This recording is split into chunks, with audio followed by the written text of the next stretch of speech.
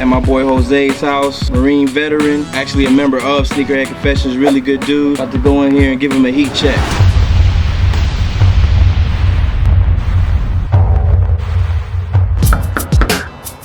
What's going on, man? How you doing?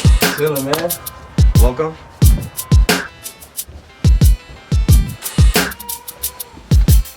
Ready?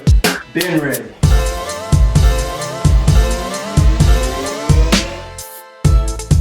See, you got a nice little collection here, man. Little something. Had to take you a long time to get all these sneakers. What got you started? What sneaker got you started? Well, as a kid, I couldn't afford all the high-priced shoes back in the day, so I'd get maybe one pair a year, and I had to make it last. Yeah. So I didn't really get my first pair till my sophomore year, but the one pair that I wish I always had in my life was the Concord 11. Classics. And to me, this is the greatest shoe ever made, in my opinion. I agree. And I finally got it in 07. So this shoe means a lot. But then I had to top this one and go with the DMP, which is known as the Defining Moments package.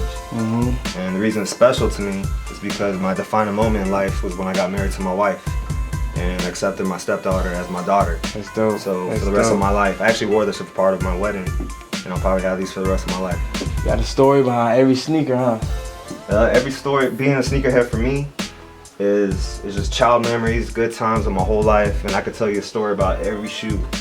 I'm not a hype beast. I just don't buy stuff because people tell me. If I see a kid rocking a Jordan brand shoe, and I see another guy just getting some hype, I'll respect that kid more because he appreciates his shoe, he loves it, and he wears it all the time. At what point did you know you were a sneakerhead? Probably age 5. 5? Yeah. Man. I'm a Laker fan, so the first shoe I ever seen on TV or anything with the Converse Weapons with the famous Magic and Bird commercial. So when I saw these, that's when I became a sneakerhead. When I started collecting, I'd probably say 03 is when I started getting my money up a little bit in the Marine Corps and stuff like that, and that's when I started collecting. How long did you do in the Marines? Did 4 years, and then I did a year in Iraq. Nike has all these people controlled in their minds, like, you know, like what the Kobe's are like worth $800. This shoe's not worth $800 to me. It's a dope shoe, but you can't tell me this costs more than the Concord. So hypebeasts, they just get whatever Nike tells them is popular or whatever the general public is. I see you got the Deons here. I was a huge Dion fan from the Falcons, 49ers, Cowboys, and these were the first ones. These are not the OGs though. But then my favorite are the DT Max. Yeah. And one of the main differences is I have the OG with the diamond turf symbol, where it has the football symbol and the baseball when you used to play both sports. Not too many people remember that. Because the other ones the original one just got the Nike. So even when I wear these, I don't get that many looks on it, but it's heat to me. Yeah. You know what I'm saying? There you go. There you go. And growing up, I was a 90s, you know, a 90s baby. So I grew up watching all 90s sports from Penny, Marino, Ewing, Bo Jackson, Charles, Iverson. Iversons, yeah. See those right there. These are something special. I remember I had the white and red ones. Yeah, these two are the ones I had my sophomore and freshman year in high school. Yeah. Greatest commercial ever made. Oh yeah. For a shoe when he did that Spinning crossover. Yeah.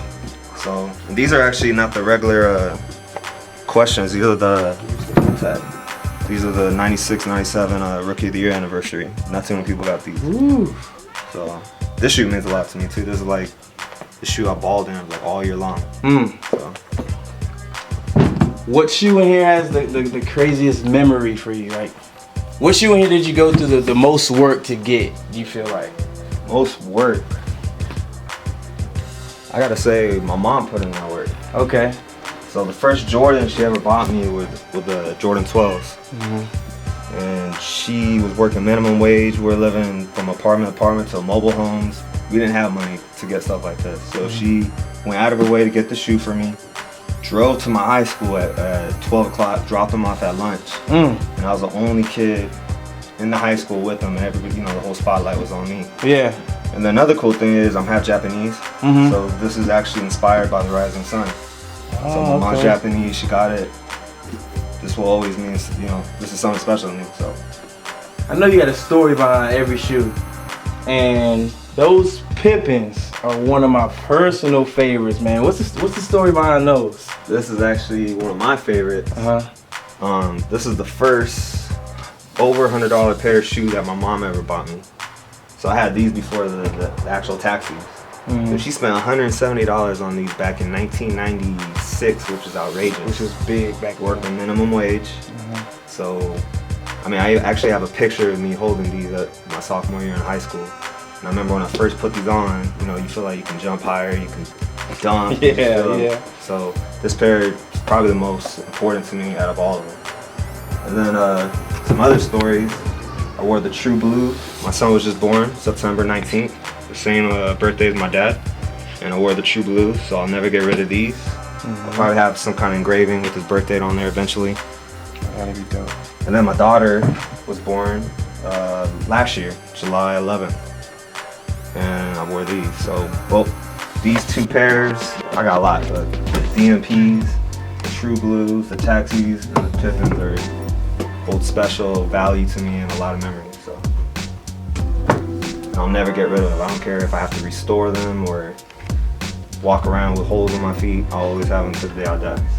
So out of all the shoes you own, what is the most slept on shoe that you think you own? Probably got to go with the ones. I call them the presidential ones because it came out during the same time with the presidential election with Obama. And each shoe has the elephant and the donkey representing Democrat, Republican parties. And then it was just an overall dope shoe. I actually think it's better than the Royal Blues with the elephant print. I think it's like a suede. Just an overall good shoe that was put together. Yeah. Then another one was the Laker Sixes. Laker fan, but these were actually in the outlets. And I got these for $60. Yep. And then now they're going for $250, $270. I've seen them on eBay. And that's why I'm talking about hypebeasts. They just put the value up and all that kind of stuff. So these were so dope, I had to get these in a baby size. So here's the baby Laker Sixers. It's dope. Then as you can see, the kicks don't stop just with me. If I'm gonna be laced, I gotta lace all my babies and my kids, and they gotta stay fresh too, and create their own memories with their shoes. So, and the crazy thing is, a lot of these shoes I had since I didn't get married till 07 and didn't have my first kid until about last year, 2012. So I had a lot of these shoes before I even had a girlfriend, before I had any kids or anything like that. And I just held on to them, picturing, you know, my future son or daughter wearing them. So you just copping shoes based on knowing that you're gonna have a son or a daughter later. That's dope. Or another thing was, you know, my Concords were the favorite, and it took me 15 plus years to get them. So my son had them from birth. He had the booties. Then he had the, you know, hopefully I think he'll be 4 when he can rock these. So he don't gotta wait. That's dope. So, you know, I gotta get off script real quick and ask you, what are you wearing on your feet right now? That's funny that you say that. Yeah. These are Bred 4s customized to look like the Yeezys. So, but the cool thing is, I don't even think you know this. The whole reason I got introduced to Sneakerhead Confessions was I posted I wanted Bred 4s. You were the only one that said, I got you. I didn't know who you were, whatever. You came by the gas station, I gave you the money, and I'm like, I hit up Ken. I'm like, is Fred legit? Like, I didn't know who you were. I just gave you 150, said I'll see you tomorrow. And you came back with these. So forever, I'll be grateful for this. I appreciate it. Oh man, that means a lot, man. And this shoe will always be in my collection, and it'll always represent SHC to me. That's dope. Okay. And I've wore this to the Boys and Girls Club events. So, you know, anytime I can help out other kids, this will always have a good memory with me. Man, that's crazy, man. That's dope. And those are fire. I'm pretty sure they break necks. Glow in the dark sole. Got the gold eyelets that I added, which is all blacked out. So, man, that's crazy. I wasn't gonna pay $3,000 for some pair of Yeezys. So these break neck. So there you go. Yeah, just as much. One thing I did notice, out of all of your sneakers, you have a lot of Kobe's. What's going on? What's going on with that? Is there some kind of Kobe your favorite player, or you just like the sneakers? Is there a story behind it? What's going on with the Kobe? Like I said, I'm a huge Laker fan. And Kobe Bryant, Magic Johnson are my favorite players of all time. Over Jordan, I like to say that. Okay. But I follow Kobe. He's pretty much the same age as me, so I've grown up with him. So I got Kobe's from his draft days, to the Christmas, to the holidays. One of my favorites are the Bruce Lees. This is what he is to me. I think the shoe goes for like 600, but everybody slept on these, I think. And now, not too many people really know about him, but it's probably the best Kobe ever made to me. So I love these shoes. And then, you know, I got a little Laker room over there on the side. Yeah. A couple posters. Can we take a look at it? Yeah. I'll show you real quick. Take a look at this. There you go. Little son. A little Laker room. A little Laker room. This is a whole nother house. Yeah, like I said, I've been a Laker fan since age 4. I can't remember not being a Laker fan. I made my dreams come true after Iraq. I said, you know, I'd bring the game to me. I actually got the actual NBA Larry O'Brien trophy, the exact graving, has all the Laker championship. This is what it actually looks like, except without the gold. Actual size, everything. Then for all you youngsters, if you don't know who that is, that's Jerry West, the logo. One of the greatest Laker players of all time, and I got my ball signed to Jose. Best wishes from Jerry West. So that ball means a lot to me. And then the greatest owner of all sports. Since I've been born, he had what, 10 championships? Another highlight of being a Laker fan was I was featured on Time Warner Sports, the official Lakers provider. And they had a show called Lake Show. So they featured my room on there. And then Byron Scott and James Worthy talked about how I was a real Laker fan. They pretty much just vouched for me on national TV. Speaking of couches, check out this guy's, right? Oh my goodness, that is, it's impressive. That's a Laker fan right there. That is Big a time. hardcore Laker fan That's and purple and gold an forever. understanding wife, I might add. Probably one of the #1 things that means the most to me in this room is that 1981-82 World Champ pennant.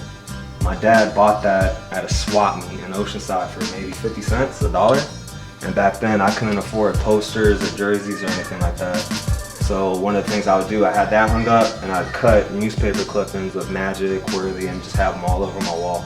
And you know, essentially I always had a Laker room in my eyes. Yeah. So that will special, you know, that's probably the cheapest thing out of my whole room. But that means the most to me. It's actually the year I was born. Yeah. And then actually, you know, every time I look at it, it shows how far I come, how blessed I am. Yeah, that's dope. And I thank God every day. So how'd you get all these signatures? How'd you get a hold of all these signatures? You know, over the years, I've tried to go to as many Laker events as possible. Like this recently we got at a D-League for the Lakers. They're called the LA Defenders. And my little daughter, Alexi, got fan of the game. They picked her out of all the kids in the stands, and then she got to meet all the players. These balls come from my Aunt Lori. She was at a dental convention, you know, as a Laker fan, and got James Worthy and Robert Horry's autograph for me. And then a lot of these other ones just going to games and stuff like that.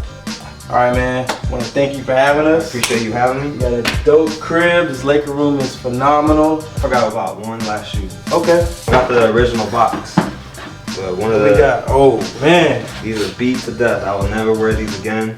They're done. But this is the first shoe I ever camped out for.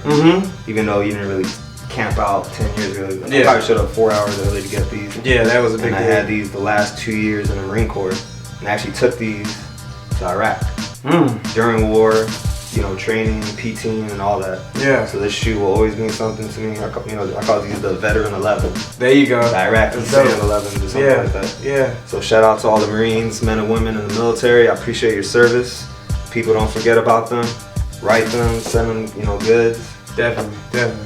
And God bless. Appreciate it. For more information, visit us at sneakerheadconfessions.com and follow us at Team SHC. Heat check.